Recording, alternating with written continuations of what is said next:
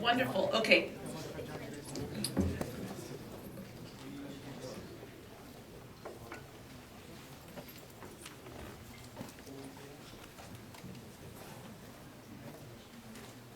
Good evening, everyone. Good evening. I thought this was a social SIG. Okay, stupid joke. Welcome to TIE. I am Kiran Malhotra. I'm the Executive Director for TIE Silicon Valley, and I'm delighted to see this room packed. We have a fantastic panel for you today, which we will introduce in just a few moments. But before we do that, I always like to give a little bit of an overview because I know there's always new people in the room, and I like to set the context about TIE and some of the things that we do so that you know what we're about. So TIE was founded right here in the Silicon Valley in 1992 by a group of people, mostly from the South Asian region, who came here with nothing really but their education and brains. And they were very successful, wildly successful beyond probably their own imaginations. And they did that with very little support. So they came together and said, you know, wouldn't it be nice if we could get together and we could offer other entrepreneurs who are behind us support and guidance and mentoring as well. So that's what they did. They would come together on a monthly basis. They would tell their stories. They would invite other entrepreneurs of the time who were successful to tell their stories. And lo and behold, in nearly 20 years, we've grown into 57 chapters in 14 countries with the sole mission of fostering entrepreneurship. So if you are an entrepreneur, if you're thinking of becoming one, if you are supporting one, you are welcome at TIE. And we have never strayed and will never stray from that sole mission. We have four major stakeholders at TIE. We have our members community. How many of you are already members? Fantastic. So those of you who are not members, we can expect that after you hear this fantastic panel, you're going to run over there to Patricia and sign up for membership, right? We have computers, we can sign you up today. And membership is a mere 30 cents a day. You cannot beat that. It's practically free. So our members are a great big portion of our community. And we thank you for your membership and your support of TIE. We have our charter member community. And in the Silicon Valley, worldwide, we have about 1,200 charter members. In the Silicon Valley, we have 300 charter members. Charter members are a special class of members. They are invited to TIE as a charter member by other charter members. And these are people who are highly accomplished entrepreneurs, highly accomplished corporate executives, academics, and they are invited for one purpose and one purpose alone, and that is to give back and to give back to you, our membership. And they provide the backbone for TIE, and they provide the mentoring. They are the ones who help put together all of these programs. They serve as our program chairs, our board members, and they really commit their volunteer time. In fact, I asked them to pay us and then give us their time, and that's what they do very freely. So I'd like to see a raising of the hands of the charter members in the room. So all of you should be spreading out, so spreading the love over there. You're all so you should find these people and go and sit next to them and get to know one or two of them, because I promise you that they will be able to give you whatever advice you're looking for or whatever connection you're looking for, and they will be very happy to talk to you about anything, well, related to entrepreneurship.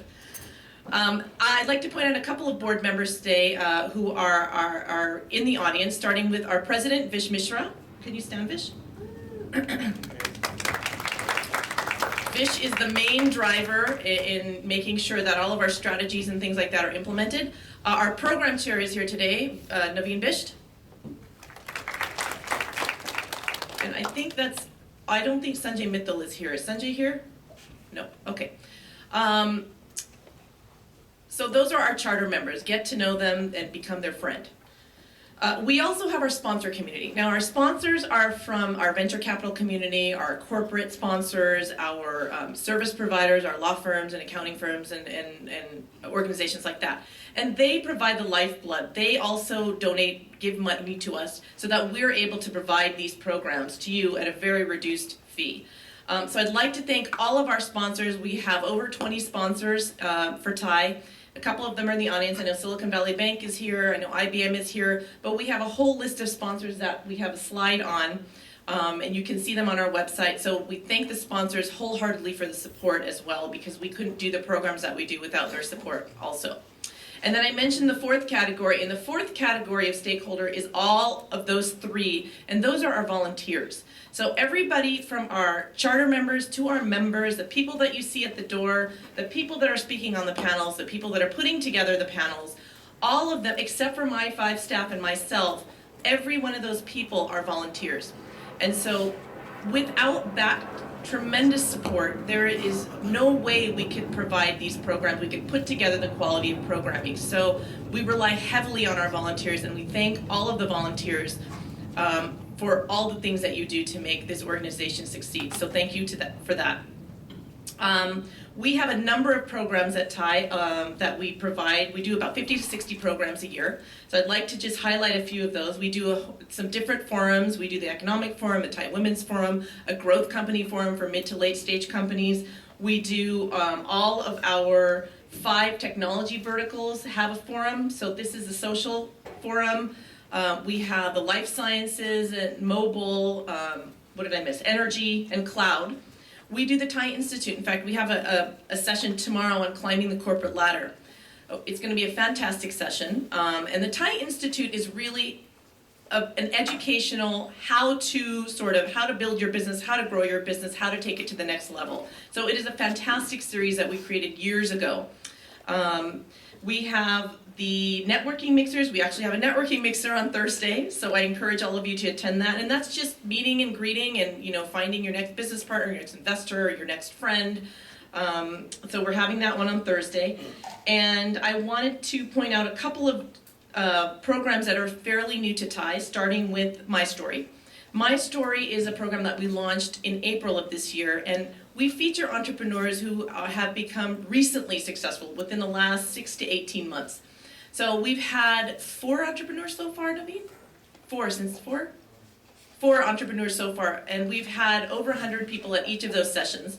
And we have 3 more My Story sessions coming up. The My Story sessions are always the first Tuesday of the month, except for this month, because we figured that after the long weekend, we'd give you a break.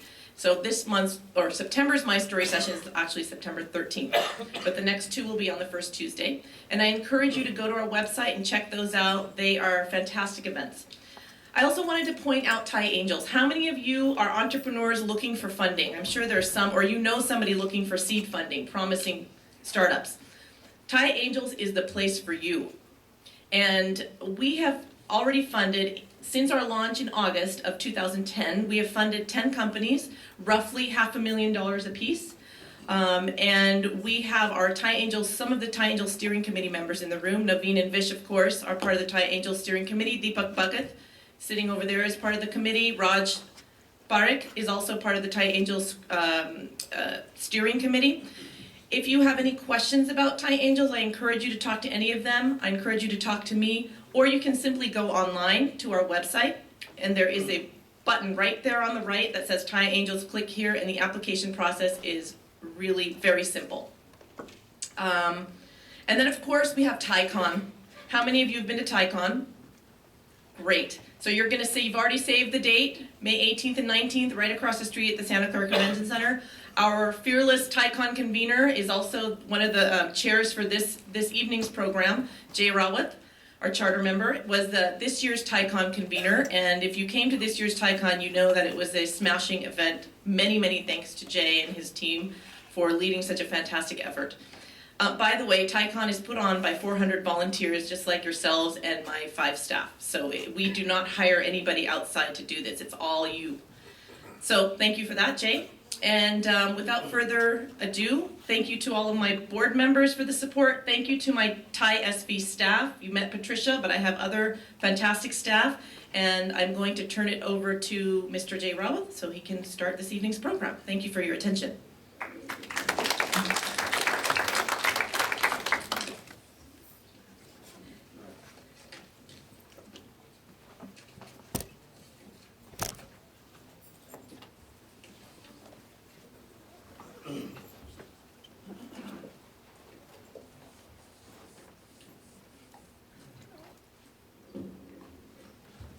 Welcome everyone. I was trying to, just put together a little description for today's panel. And for those of you who know me, I have 3 little kids at home. And in the process, there was a tune that was in my mind. And as I was writing the description of the panel, and somewhere along the line, that tune and the panel description got mingled up. So what came up after that is as follows. And you can join me if you want. I'm sure the tune will be familiar to you. And we're talking about apps. And it goes like this. It's an apps world after all. It's an apps world after all. It's an apps world after all. It's an apps world. It's a world of birds. It's a world of birds and a world of mares. But if you're not at the top, then nobody cares. Though the competition's high, valuations are nice. It's an apps world after all. There's only one Facebook and one Apple, but thousands and thousands of apps to sample. Acquisition tricks you will learn, minimize your churn. It's an apps world after all. There's an app to remind you to cut your nails. What's the name? There's an app to help you when all else fails. With the apps so galore, do we really need more? It's an apps world after all. So anyways, that's what the panelists will talk about today. With that, I would like to invite my co-chair Shalini to introduce the moderator of today's event. And then the panelists will introduce themselves and we will start the event. Thank you.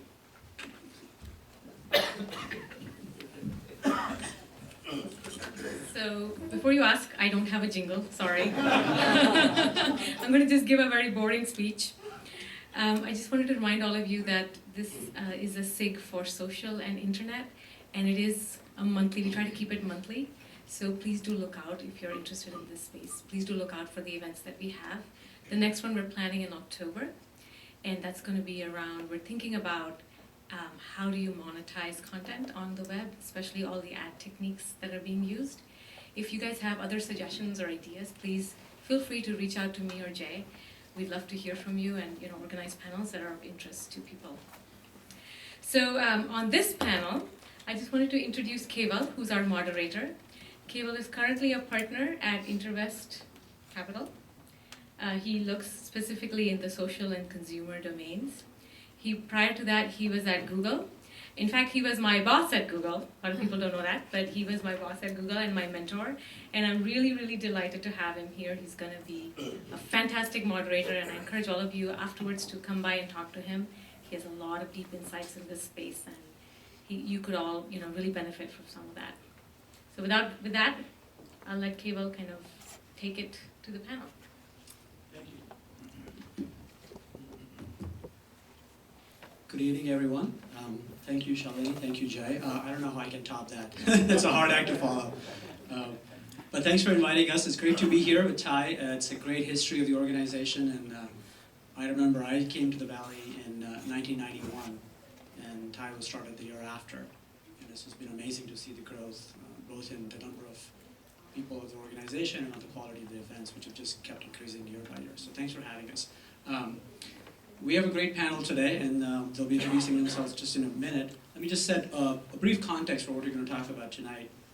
As Jai very articulately pointed out, it's an apps world. We're talking about apps and nothing but apps. We'll be talking mostly about the mobile apps world, but we'll also briefly touch upon television and web apps as well. So if you guys have questions about that, you're welcome to ask those as well. We have about 60 minutes total time, so we'll try to get through the conversation, our part, in about 30 minutes. We'll open up the floor for Q&A, and hope that we can have a really effective conversation. So let me just set the context. When we were talking last night about how we can make this time of most value to you guys. The apps world is a very large ecosystem, and there are many ways to frame it. We came up with this framework that I hope is useful for tonight, which is, if you think about every app, it goes through at least 4 phases in its life cycle, if you will. You have to develop the app, right? Then you have to find users for those apps. Then you have to engage those users, and then you have to monetize them if you have a monetary objective. So those are really the 4 phases. And as we talk about our various experiences of developing the apps, we're going to be talking about the lessons learned along each of those 4 phases. And hopefully that gives you a framework for comparing and contrasting sort of each of our experiences as we go along. Rich pointed out earlier in the evening that there's actually a phase that comes even before that, before you develop the app, which is you have to conceive of one. You have to think of the idea. What do you want to do? And we're going to cheat here a little bit, and instead of talking about that on the panel, we're going to ask you that question. What ideas do you have? What are the kind of things you want to do? And hopefully we can help you bring those ideas to market. Does that make sense? Fair trade? All right? Okay, so let me ask my esteemed colleagues here on the panel to briefly introduce themselves, and then we'll get into the discussion. Thanks. Hello, my name is Rob Carroll. I'm the Director of Publishing for Tapjoy. My background is very much in game development and game production. I've been making games for about 10 years. I've released a number of games on Facebook, MySpace, iOS and Android. And so I'm hopefully here to bring some insight on the production side and how to get these things done and out into the app world.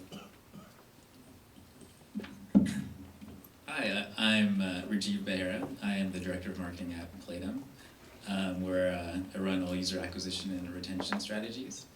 In terms of my background, I've been working at a bunch of different startups since I graduated from Berkeley in 2004, and all in the online advertising space. I worked with Jay before. He did not teach me how to sing, unfortunately, but I'll come. Hopefully later on you can at some point. Hi everyone, my name is Dan Bryant. I'm the GM of Livestrong.com. It's a healthy lifestyle, food, and fitness website. We're based out of Los Angeles. It's a demand media company.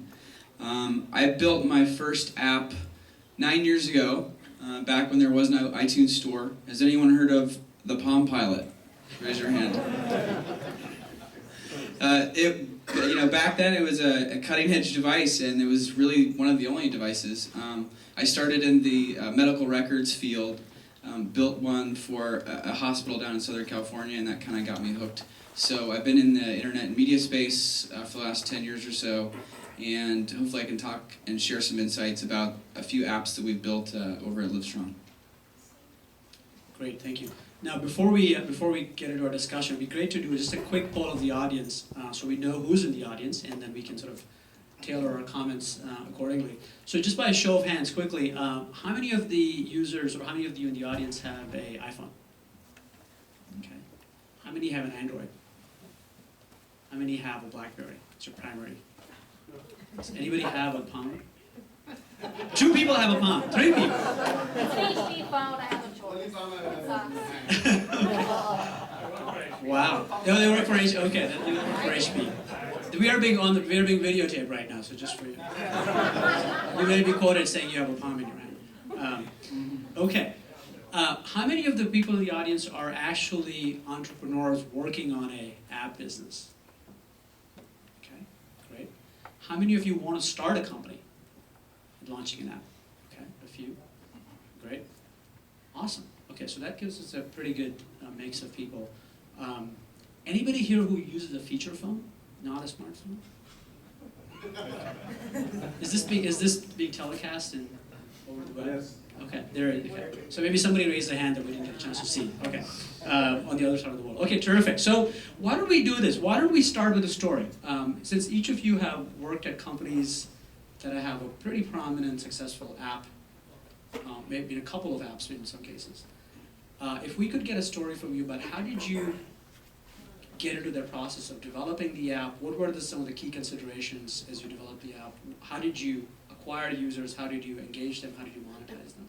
And maybe we can start with you, Dan. Sure. Yeah, I think I think any great app obviously starts with a great idea, and so the first thing I would say would be, don't be afraid of competition. If anyone were, there would be no Facebook. We would have MySpace. If there was no Yelp, we would have City Search. So there are plenty of room out there. So if anyone's feeling like there's too many apps in the world, that person already thought of my idea, don't believe it. If you feel passionately about it, go for it. There's always going to be a spot for someone who's passionate in the world to build good stuff. So that's really my preamble is think of a good idea. Think of solving a problem that you come across every day. The apps that we've built with Livestrong are not, we didn't take the technology and think of a good idea to use with the technology. We thought of what are my everyday problems I need to solve, and let's pick the best technology to do that. It's not always the best way, but that's our approach. With one of the examples that we do is we have a smoking cessation app. It helps people to quit smoking. So we know there's a big need in the world for people who want to do that.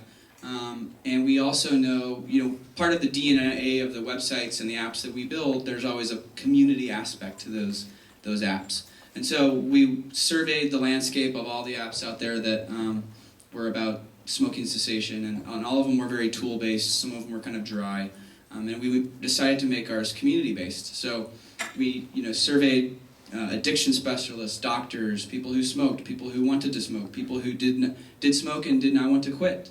We asked them why and what were the challenges and all those things. And so we kind of did some research and discovered the community was one of the most effective things that you can do to quit a habit that you want to quit. Part of the community is, we're a community in this room, right? And a lot of you see each other every day that, if you didn't show up, so-and-so would call you and be like, hey, how come you weren't at the event? That little bit of peer pressure sometimes is enough to get you to start a new habit or to quit a new habit. And so those little community aspects I think you can think of in everyday problems, as small as the problem is or even as big as the problem is. We together can solve a lot more things as one person, as an individual. And so that's sort of the approach we took to build our app, is to make sure there's a strong community element to it. And Dan, if you can talk a little bit about how did you incorporate that social community element to acquire users or to let a user build a community of friends around that? Sure. So we made it very, we try to make it as frictionless as possible. It was a single sign-on kind of an application. We used Facebook sign-on, and everyone's got an account these days, so it was very easy. We made it very easy to pull in a couple friends that you wanted to be your support group. So there's a broader community of hundreds of thousands of people trying to quit smoking, but there's probably 4 or 5 people in your immediate friends that you would like to support you in a more personal way. So we asked you to find those people, tell us who they were, and if you had an urge to smoke, you hit the gigantic I have an urge button, and a broadcast message went out to those people. A text message, a Facebook message, a Twitter message. It's like, hey, I need support. SOS. It's an emergency, and they could get back to you and respond through the app. And it doesn't have to be, it's something you could do and say, hey, don't do it. It's just something that would take 2 seconds. But to hear from a friend and to make it personal was a big deal. And so we try to make it very easy, very simple. But again, the community element, if you make it personal, carries a large weight to it. Rajiv? So as I said, I work at Playdom, and Playdom largely is a social game developer on Facebook. So in terms of thinking of creating an app on iOS, the thought process was basically based off market research. So if you look at the app rankings, there's top free, top paid, and top grossing. And whenever you look at it, most of the top grossing apps are social game applications. I should call them casual games because they're not actually that social. So we decided to try one of our better titles, which was called City of Wonder, and port it over to iOS. So that was the thought process of how to pick a game. What we did find was that, in general, there's even though social games do very well in terms of monetization, there's certain specific demographics that do really well in terms of user acquisition. So we had some pitfalls there. In terms of retention and monetization, just like Brian was saying, basically push notifications and email and just figuring out how to get users engaged with each other is a way to keep engagement going. So on Facebook, we use a lot of viral channels. And but on mobile there are no real great viral channels. So what we do use is basically hooking up anonymous users who don't know each other and having them create an ally system or a friend system within the game, and have them create certain mechanics where they can then interact with each other, and therefore sending a push notification to that person who interacted with you so that you get brought back into the game. So setting up all those interaction points is really important. In terms of monetization, it's extremely important to have a very focused live ops team. So if you want an app that's maintaining a steady revenue stream, you need to make sure that you're giving your users a lot of content that they consume and they don't get sick of what's already in there. So you have to be very vigilant in making sure that you understand what the community wants and you give them more of that. So that's kind of, in a nutshell, an experience that I had. And were there any similarities or major differences between Facebook app development versus mobile app development? What did you decide to unlearn, if you will, based on what you've done on Facebook versus what you did on iOS? Definitely. So on Facebook, we're very iterative in terms of A/B testing and refining whatever mechanics we have, logging everything that people do in general, so we understand where the drop-off points are, what people are doing the most of, and whatnot. If there are bugs, anything like that. With iOS devices, there's an app submission process that really slows that down. So you really have to be smart in terms of how you architect your application in terms of a front end and a back end, with the goal of putting as much in the back end as you can so that you can actually change it on the fly more often. So architecture around that is very interesting, but there's still a lot of things that are on the front end that you can't put on the back end. So that's kind of one of the biggest hurdles that we've seen. Ron? I think one of the things that I've seen and I've learned is that you can go to lots of functions, you can talk to a lot of people and listen to knowledgeable panelists like ourselves, but there is no substitute for actually going out and doing it yourself. My background was in Facebook games and social games, and when last year when I started going into the mobile side, I actually found a couple of friends and we made a small iOS game. And just that hands-on experience of making this really terrible game that didn't do anything was so educational. That fact of putting hands on and seeing what works, what doesn't work, and learning from these small mistakes was so critical, and really enlightened me that there really is no substitute for experience. And I very highly recommend to anyone that's thinking about getting into the mobile space is go out and find a couple of people and just make something small and test the waters and experiment. And you might not get any users for it, but that experience that you get for that first trial, that experiment there, is going to make your second, your third, and your 10th titles so much better. And Rob, you work at TapJoy. TapJoy obviously is an expert in having a platform for app discovery and monetization. Can you talk a little bit about what are the various ways in which developers have used TapJoy, and what are some of the best practices, if you will? And I think for full disclosure, I should say that TapJoy is one of our portfolio companies. So, You'd see how wonderful we are. I'll let you say that. In terms of discovery, outside of just the idea of putting money in there and acquiring users, which is a great idea, and I highly recommend everyone do it. What a lot of developers do is use our platform as a test bed.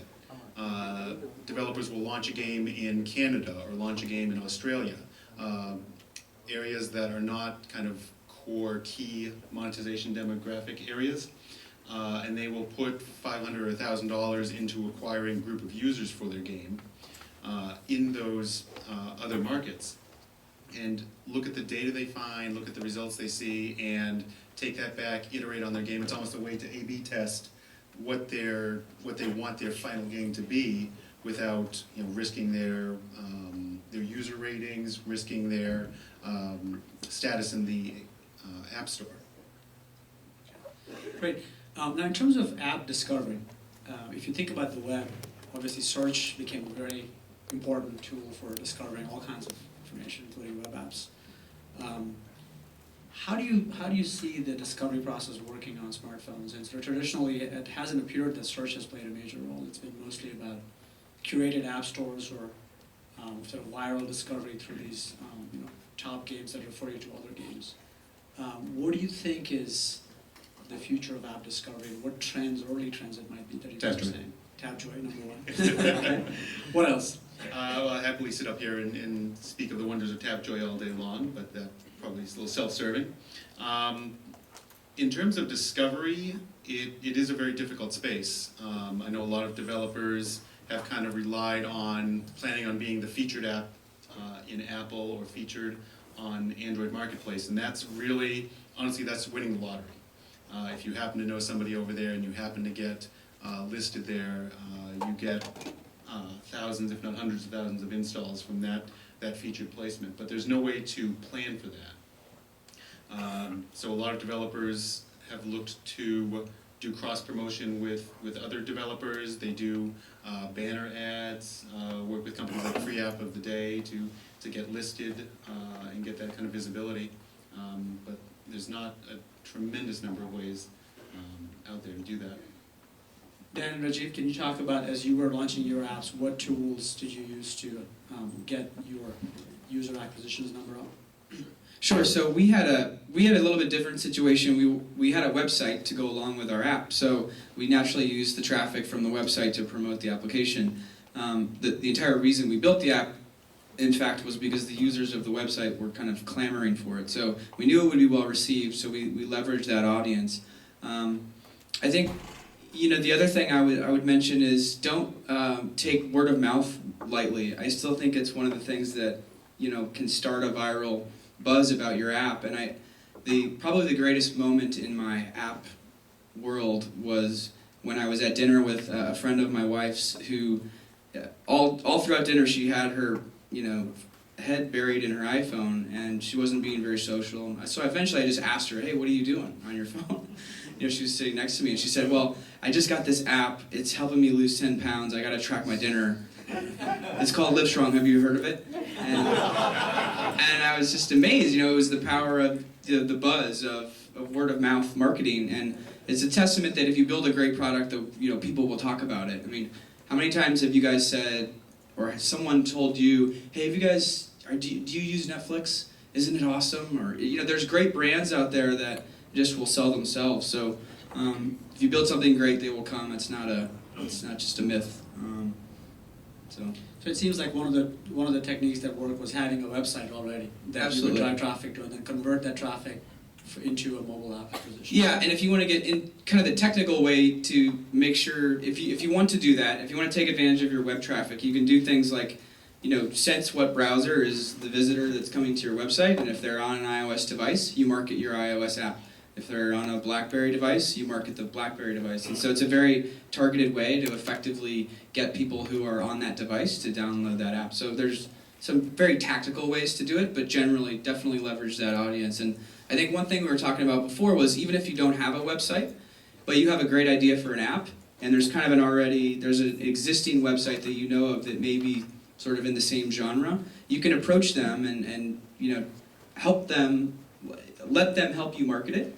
You can do a deal with them, you can do a rev share on downloads, but definitely separating yourselves from everyone else in the noise in the App Store with a partner is better than not being separated at all. So don't pass up a good opportunity with a good partner just to give up a few dollars, if that's the option, I would say. Rajiv? So user acquisition on mobile is much different than online. It's a pretty interesting ecosystem because the demand is so much higher than the supply.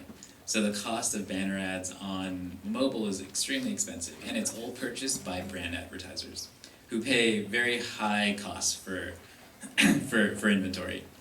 So then you have this ecosystem where you have a cluster of ad networks such as AdMob that sell banner inventory, where you're going to pay $1.50 to $2.50 to get someone to download your free app, and then you have incentivized downloads like Tapjoy, and then you have a third bucket that's emerging right now since the recent changes with Apple, which are free app of the day type apps, which are kind of interesting. So what they are is basically they're these companies that have their own application that you install on your device, and every day they feature a paid app that is free for that day, and then they send a push notification. So they started out like this, and then they realized they're getting a lot of traction, and they started just showcasing free apps. So it's actually interesting. There's this one called Free App of the Day. If you install it on your iPhone, and you take a look at the featured apps of the day, and then you take a look at the app rankings, you'll see there's a huge correlation there.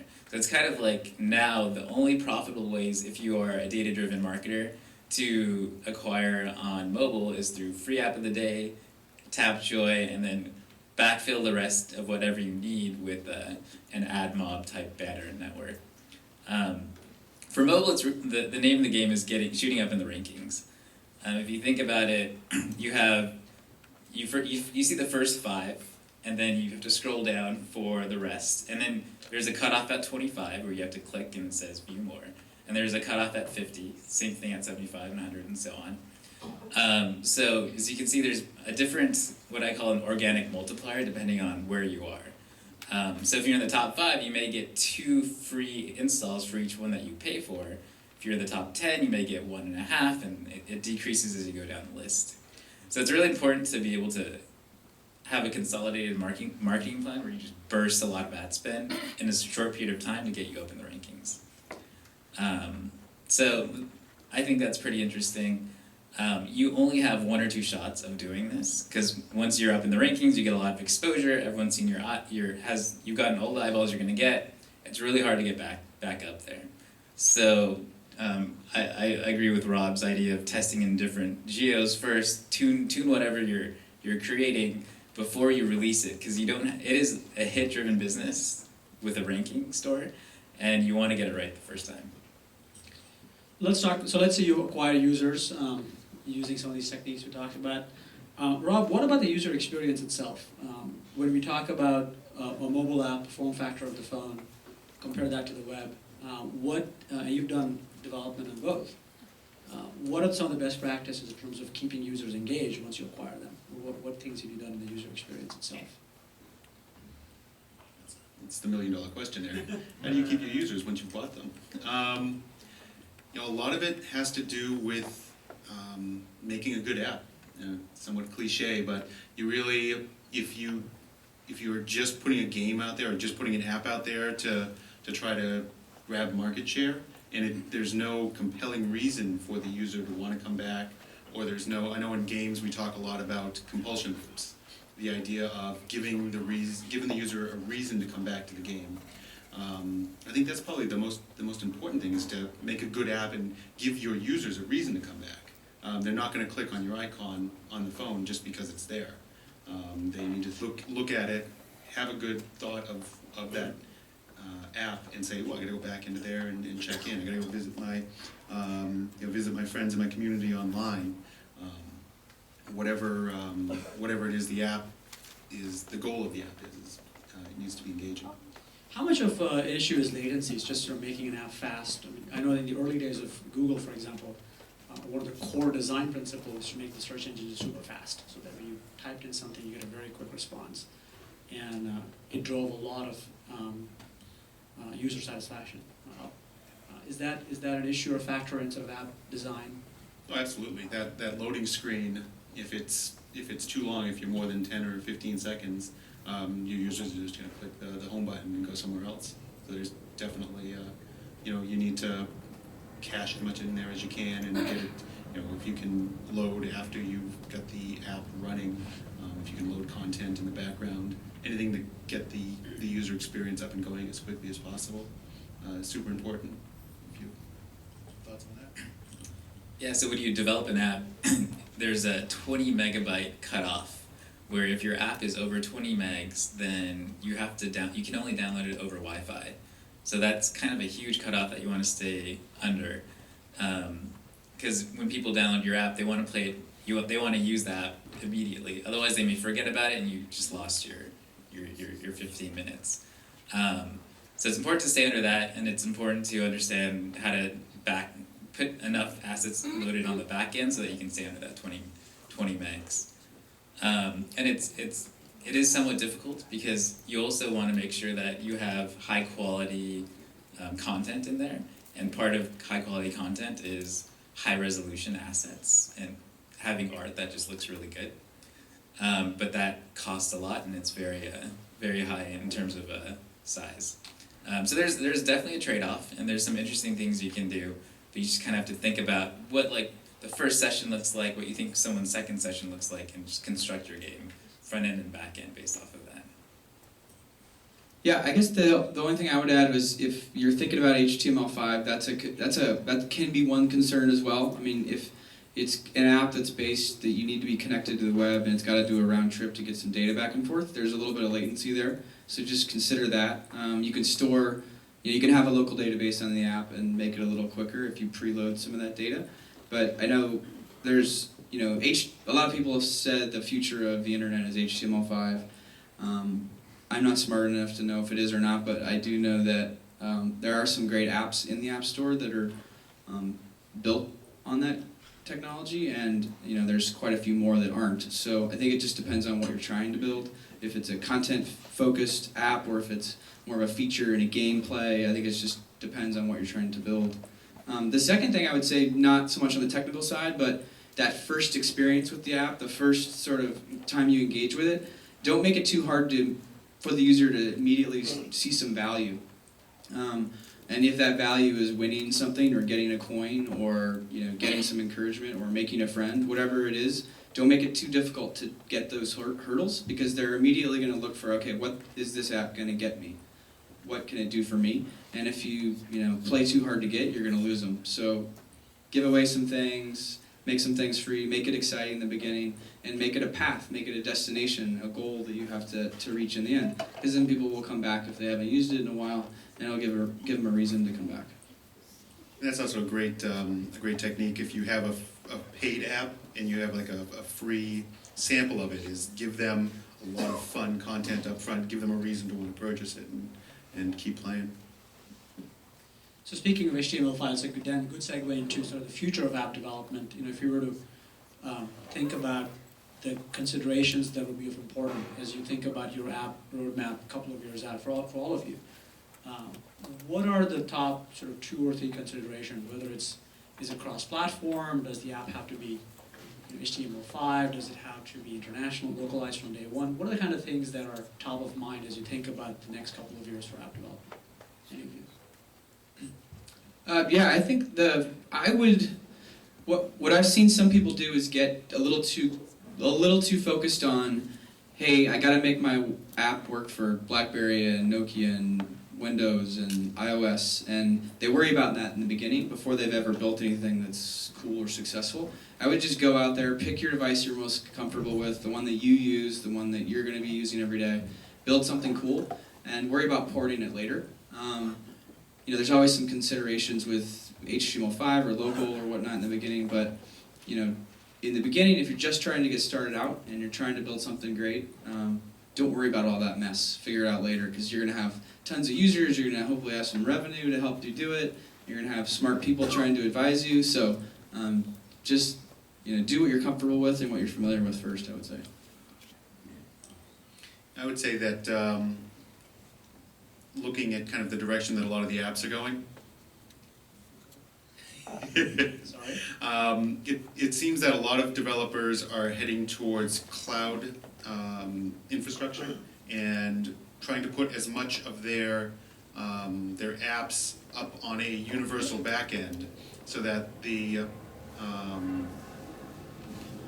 server side or the user-facing side of these apps on different platforms is as minimal as possible, so they can pretty easily port on all these different devices, all these different platforms, without having to completely redo the entire app for each platform. So I think going forward the next couple of years, that ability to make it as universal as possible is going to be more and more important.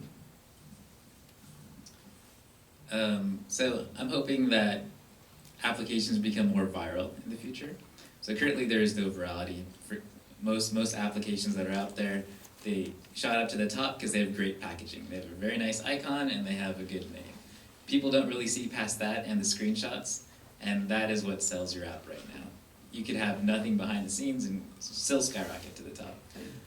So virality is important in general for scrubbing what apps are actually good, because if your friend recommends it to you, then I'd rather play that than something that is just packaged by a smart marketer. Right now there are no viral channels, but there's a concerted effort to create some. OpenFaint is one of these companies that's trying to do that. They're trying to create a huge social profiling system. And then also Apple is putting a lot of money behind what they call Game Center, which is kind of their social network.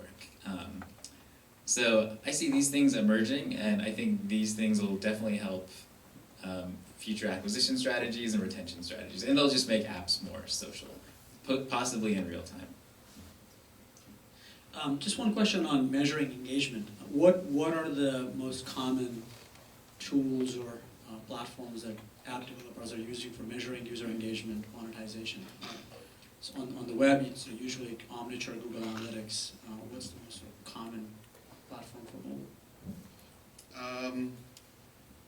I know there's a company down in the South Bay called Claritix that has a very good mobile platform.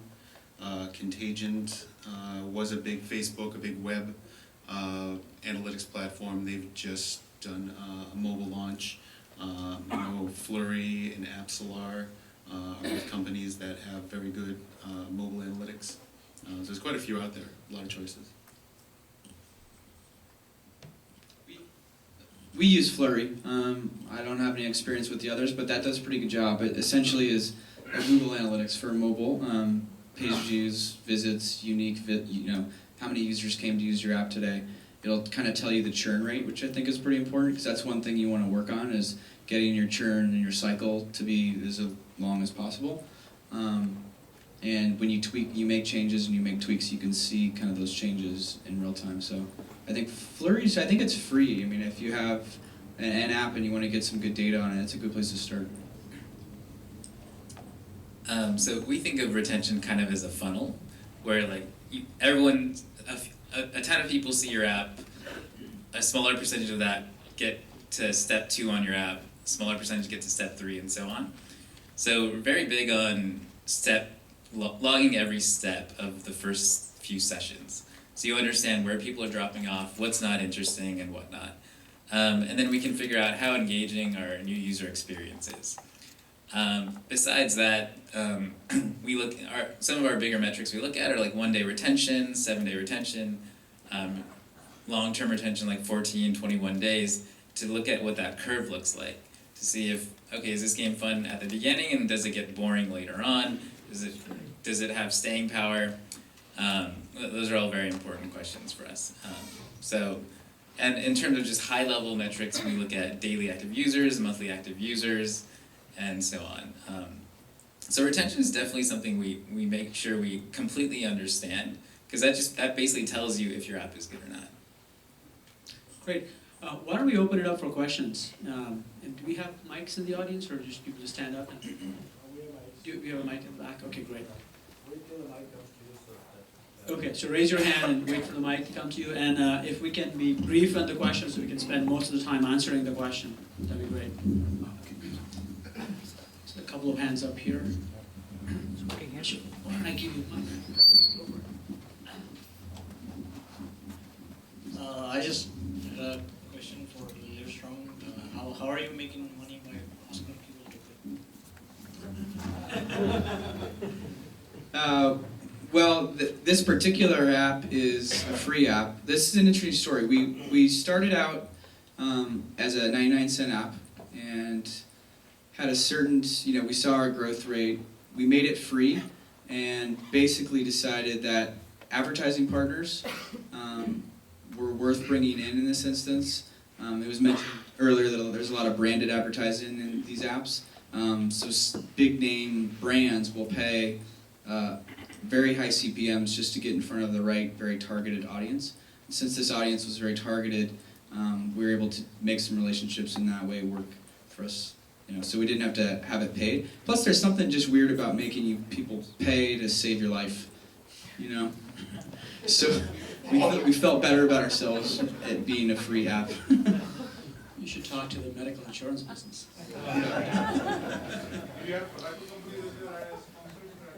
Who? No tobacco companies. No, that would be weird. So next question. So you only talked about the consumer applications. What about enterprise applications transforming themselves to leverage the social networking platforms? Do you have any opinion on that?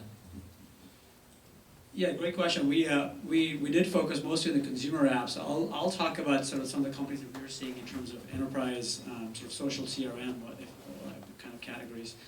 I think it's as it happens with, I would say, most technologies on the internet. It starts with the consumer, and then as those consumers becoming they're employees of a corporation, they bring those technologies into the organization with them. And we're seeing a lot of, just in terms of just by measuring the number of deals we're looking at in the enterprise CRM, social CRM market, it's clear that what people were doing on Facebook to acquire users, app developers, I think enterprises are learning from that and adopting them back into their organization. So I think that you see, you will see, there was a Gartner just published a research that says that the enterprise CRM market, social CRM as they call it, will be about $2 billion in 2012 market. So I think that's a pretty